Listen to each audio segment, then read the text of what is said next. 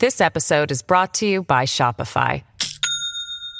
Do you have a point of sale system you can trust, or is it a real POS?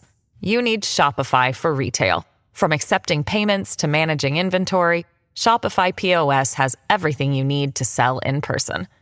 Go to shopify.com/system, all lowercase, to take your retail business to the next level today. That's shopify.com/system.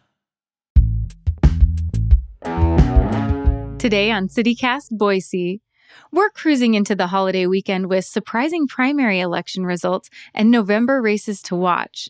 Joking about which best places to live lists Boise is on this year. Plus, jumping into summer vibes with our top picks this week. It's Friday, May 24th. I'm Lindsay Van Allen, and this is what Boise's talking about. Well, Blake, once more, it is Friday. Thank you for joining me today. Hey, Lindsay, how's it going? Good. How are you doing? I'm doing good. Well, I wanted to make sure we mention the CityCast survey that's going on. Have you taken the survey, Blake? I have taken the survey, which all of our, Hey Boise newsletter readers and also CityCast Boise listeners should take it. It takes like 6 minutes, so you should do it. Okay. And CityCast does a survey every year. This is just to, get a feel of who our listeners are, who our readers are, what are you guys interested in? And the survey is at citycast.fm/survey. And to sweeten the deal a little bit, make it a little more fun, you can also, if you do the survey, win a $250 Visa gift card. Correct. Or some CityCast Boise swag. So that's exciting too. And also I want to mention that, we appreciate folks who took it last year as well. But we've been going we're going into our third year now. So we need folks to take it again if you're down. So yeah, everybody, after the podcast is over, run and take the survey. We'll have a link to it in the show notes. And I hope somebody in Boise wins that gift card. Yeah, I agree. I hope so too. Speaking of winning, let's talk about the primary races in Idaho, because there were some interesting wins, interesting loses. On the Wednesday show, we covered a lot of the local races, a lot of the Boise area races, but there were some really interesting results in the greater Treasure Valley and in the entire state. And those legislators affect what happens to us in Boise, so I definitely want to talk about it.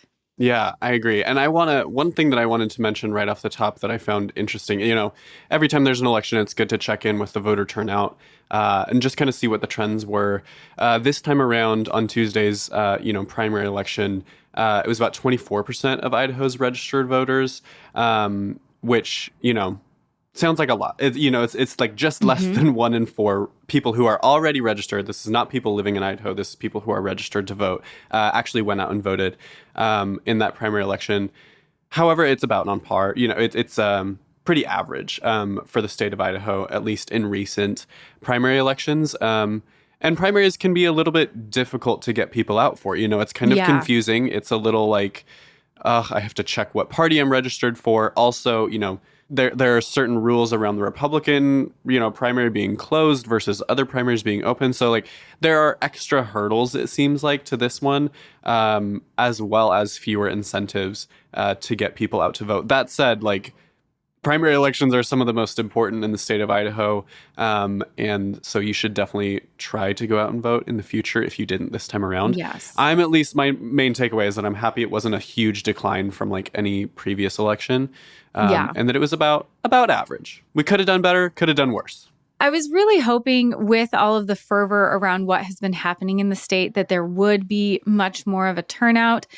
I think sometimes that fervor or that outrage on social media doesn't always translate into actual votes, unfortunately.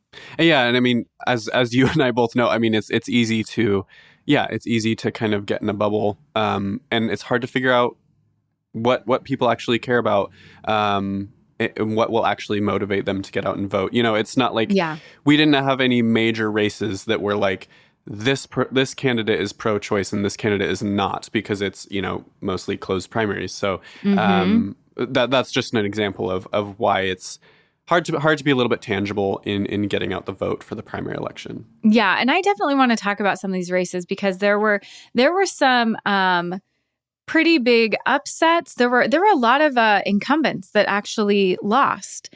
What were maybe some races, Blake, that you were really surprised by the outcome, or you're interested to see what will happen next? The big one to me, which you and Frankie Barnhill, our executive producer, already mentioned on Wednesday's show, which you recorded in the early morning hours, could not be me.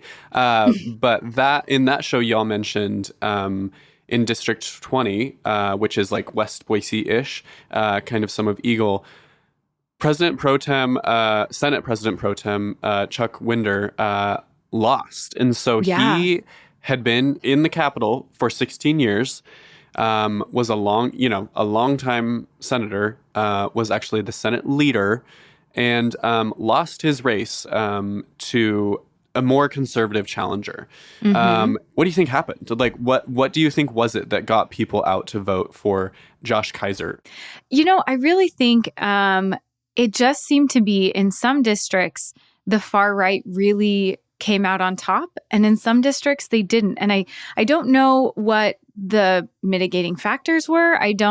I'll be interested to, now that we have this specialized, voting information we can get, I am really curious to see what the data shows, because it really across the state was kind of a far right candidate would win and then a far right candidate would lose. And so there was a lot of, swapping of moderate, conservative Republicans, wherever they, however they felt about themselves, where they would lose to a far right candidate, or where far right candidates would lose to a more conservative or moderate candidate. I mean, so Chuck Winder lost, but like Representative Julianne Young lost, and she lost to Ben Furman by 10 votes.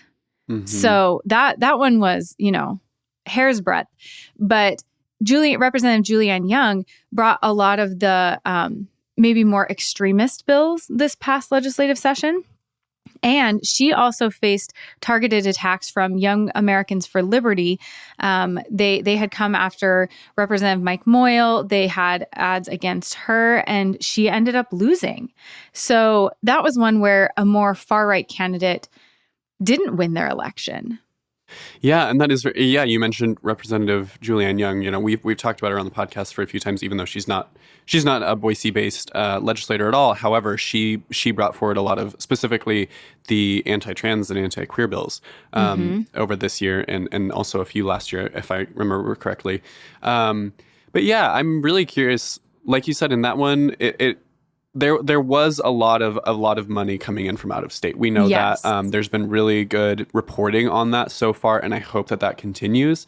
I mean, obviously, it's going to continue into the November election for sure, but there was a lot of money moving around, and I think that it was interesting. It feels like, I don't know, like a game of like sticks or something, where it just kind of feels like a little bit random. However, I think it's important to put this in the context of the 2022 primary election, in which, so this time around, about I think it's 12 Republican incumbents lost, were beaten by challengers, whether that be more conservative or more moderate, like you just mentioned.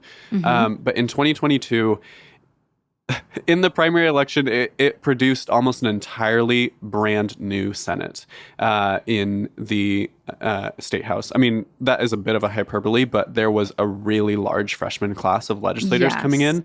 And a lot of that was in the Senate with more conservative candidates that had won and beat out kind of moderate, more as to use their terms, like establishment Republicans. And so I think there's something to be said to put this election, these election results within the context of that. And also the fact that, we don't know necessarily how Democrats will be able to stack up against these Republicans across the state. However, I think that it's a really big figure to me, the fact that the Idaho Democratic Party has landed twice as many legislative candidates for this election than they did 2 years ago. Absolutely. That says a lot to me. I think that it remains to be seen whether that will actually turn into some flipped seats. In 2022, Democrats actually lost a legislative seat to Republicans, increasing that supermajority for the GOP. But it remains to be seen what the actual result of that will be.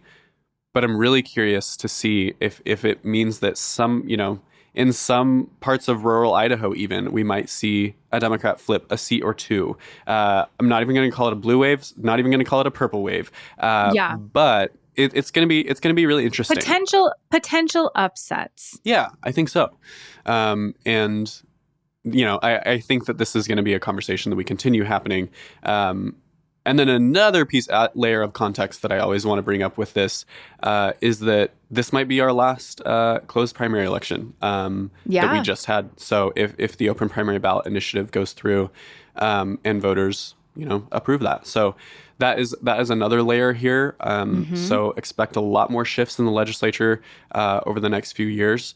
And this was a solid, not a huge shift like we saw a couple years ago, but a pretty significant shift. Yeah. And I'm glad you brought up that, in 2022, we had this quite a large freshman class of senators. And now it seems like a fair amount of those new senators have now lost their seats. So it appears that voters weren't happy with the direction that they went. And, two ends of the spectrum money-wise, in District 1, Jim Woodward won against Senator Scott Herndon, who was one of those freshman senators. And Woodward raised $130,000 for this campaign. Herndon raised $116,000. That race had the most money in it. Yeah. For people, I haven't looked at the other numbers recently, but at least a few weeks ago, those people who were running against each other were the only two that had broken $100,000 in money raised for this election, which is, bonkers. I know. That's so much money. So much money. So, and I'm sure a lot of the listeners know Senator Scott Herndon has made national news, made state news quite a bit for his very far-right stance on a lot of issues, including abortion. And so it's really interesting that the voters voted to not have him continue to be a senator. But the senator that they did vote for, Jim Woodward, who won the seat, he's one of the people who voted for a lot of the abortion ban laws. So it's kind of it's like you said, so we don't have Scott Herndon. Is Jim Woodward going to be significantly different when he was a supporter of a lot of the abortion bans that we currently are grappling with in this state?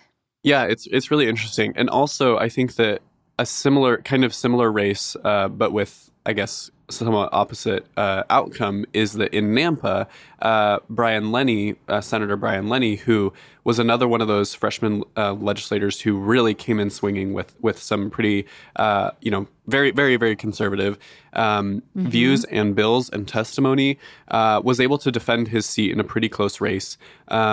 And actually within kind of the bounds of Western Treasure Valley, that seems to be an exception. There was actually quite a few flipped seats in the Western Treasure Valley, including Caldwell, Nampa. Representative Julie Yamamoto lost, and she's been around for quite a while. Like I don't necessarily remember exactly how long, but I remember seeing her name for years, and she lost. Chris Trakel. He actually, on the flip side of the money thing, as far as I've been able to find, Senator Chris Trakel only spent, I think, less than $2,000 on this election cycle, and he lost his seat. Yeah, so there were multiple there. Also, another swing of an incumbent losing out was in the Mountain Home and Hammett area.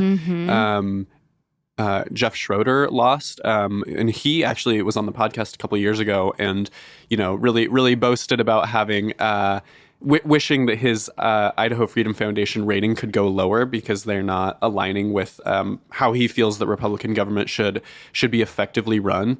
And he lost. He lost to Representative Christy Zito. And so that, there's quite a bit of shuffling right around the Boise area, kind of the outside bounds of the Treasure Valley.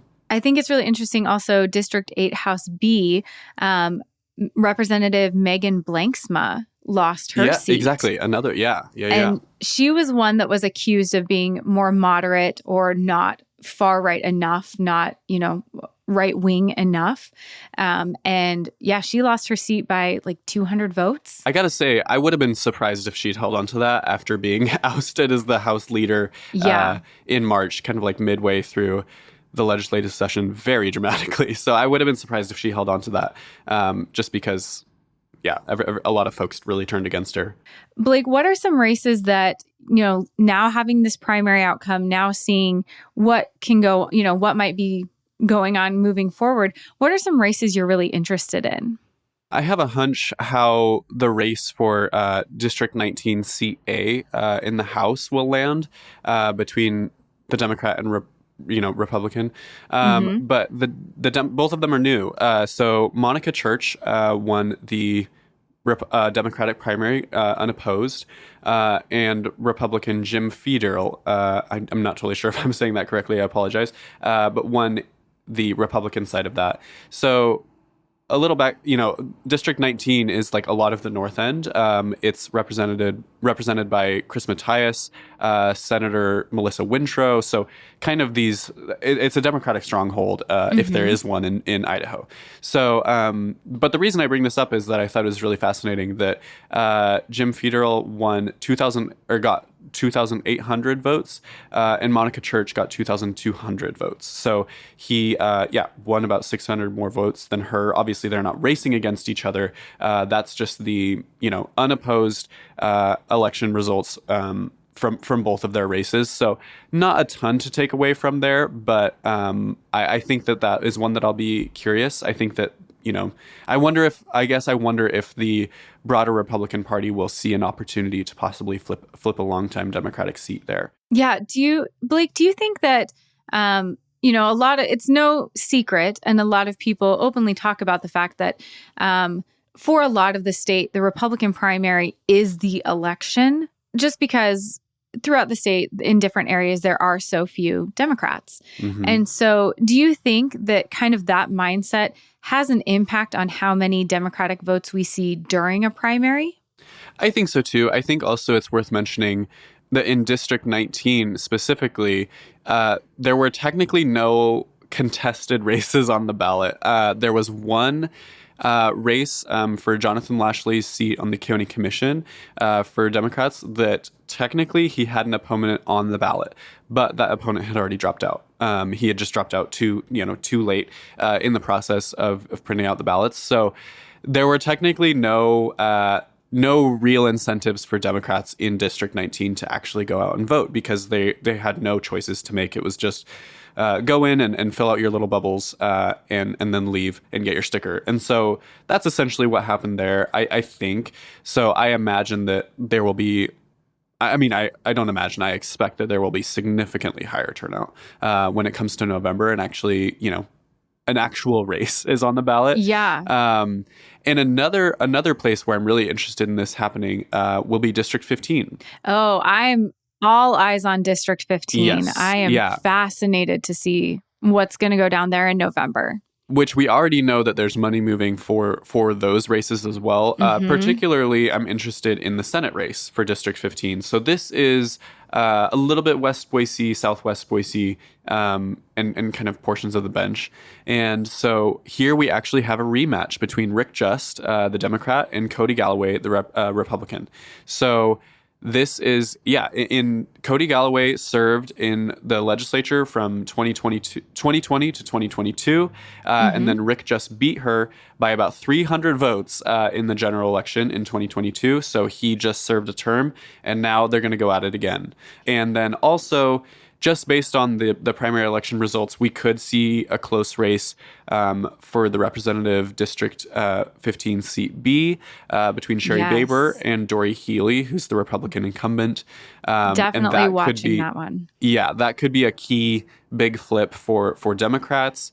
Also, I mean, just throw it in there, just all eyes on District 15, Seat A as well. Incumbent Steve Birch, the Democrat, raised a ton of money for his race, but he has a new challenger in Annette Tipton. Yeah, Annette Tipton. I know there's a lot of backing of Annette Tipton, lots of Republican eyes on Annette Tipton, to lots of support to kind of help her be the one to try to unseat Steve Birch. And so I know that there's a lot of Republican excitement behind Annette Tipton.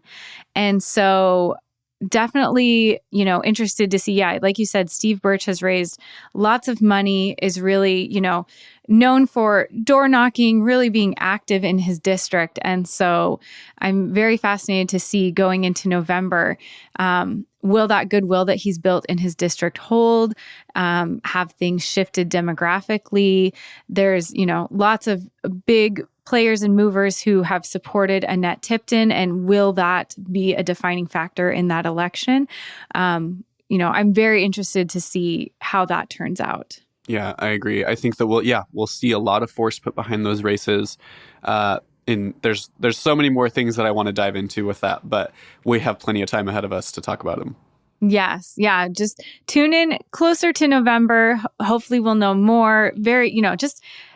Even though the primaries are done, there are so many interesting things that will be going on in the November election.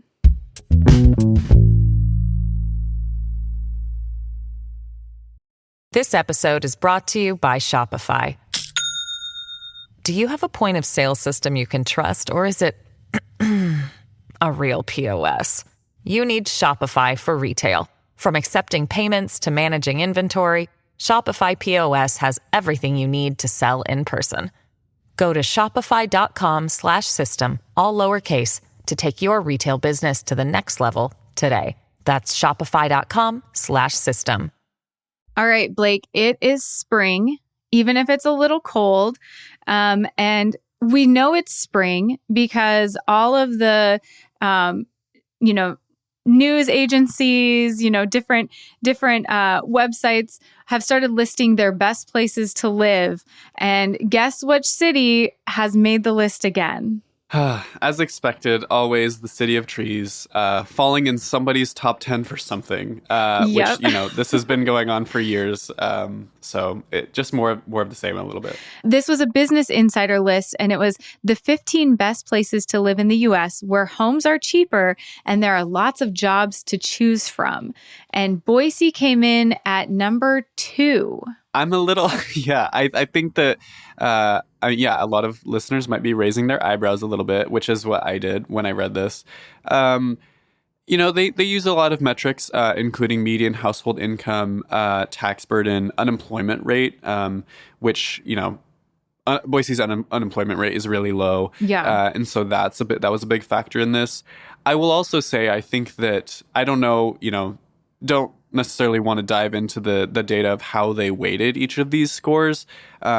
But if you look at like the tax burden per capita breakdown, that seems pretty indicative to me of how cities fell. But it's definitely interesting company. There's a lot of towns in the South here, including I think 4 cities in Tennessee, which I find interesting. And Boise is actually the only Western U.S. city in the top, I think, 15. So we beat out Colorado Springs. They were number 3. Springs. Yeah. So they are Western, but a lot of our metrics, our median home price was quite a bit more than Colorado Springs. Our median monthly rent was higher. Our median household income was slightly higher. I just thought that was really interesting. Yeah, it is more expensive to live here than, say, Colorado Springs. Yeah.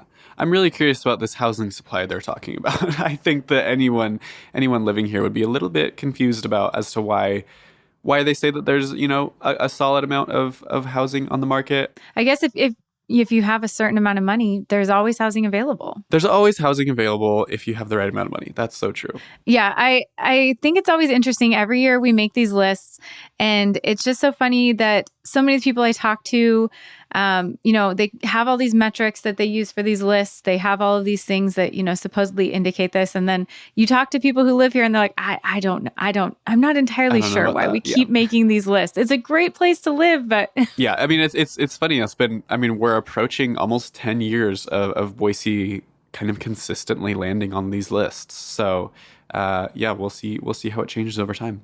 Okay, Blake. And then to round out this episode, to get us into the weekend, what are your top picks this week?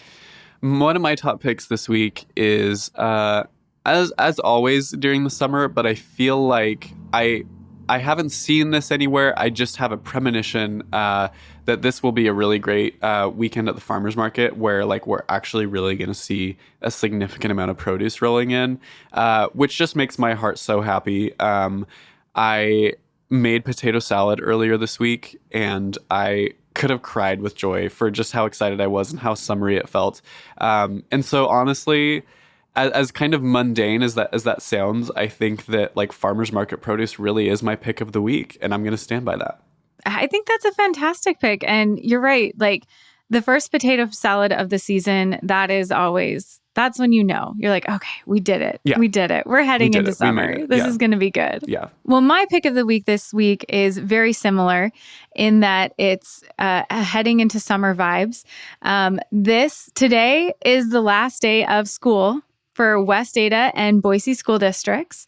And so it's officially summer vacation, depending on what time of day you listen to this. Yeah. So school's out for summer. It's officially time for summer vibes. Mm-hmm. It's Memorial Day weekend, 3-day weekend. Yeah. It's going to be so good. Yeah. As all the parents I know will relate to this. May is such a hectic month for some reason with school. There's 10,000 activities that all happen between 11 and 1 every day. Mm-hmm. And so just managing to get to everything for every child is pretty hectic. If you have older kids, they're having finals. That's really stressful. And so finally reaching the last day of school, everyone can just take a big breath, a sigh of relief. We can just relax and finally have summer. Yeah, it's here. I think it's here. I think that the most of our cold weather is behind us. But whether it's behind us or not, I know that people are traveling this weekend over Memorial Day weekend, so it's going to be really hectic on the roads. So be careful. But I think summer's in the air. It's here. Yep. I would say, like you said, everybody enjoy the weekend, enjoy the start of summer, be safe, be thoughtful, be careful when you drive, and go out there and enjoy that long weekend. Yeah, it's going to be amazing. That's all for today here on CityCast Boise. The show is produced by Evelyn Avitia, Frankie Barnhill, Elizabeth Kama, and me, Lindsay Van Allen. Blake Hunter writes our Hey Boise newsletter, and our music is by Up Is the Down Is The. And a quick note, there won't be a podcast on Monday, but we'll be back on Tuesday. And if you're looking for ways to honor Memorial Day, check out our website for ideas. That's boise.citycast.fm. Take care.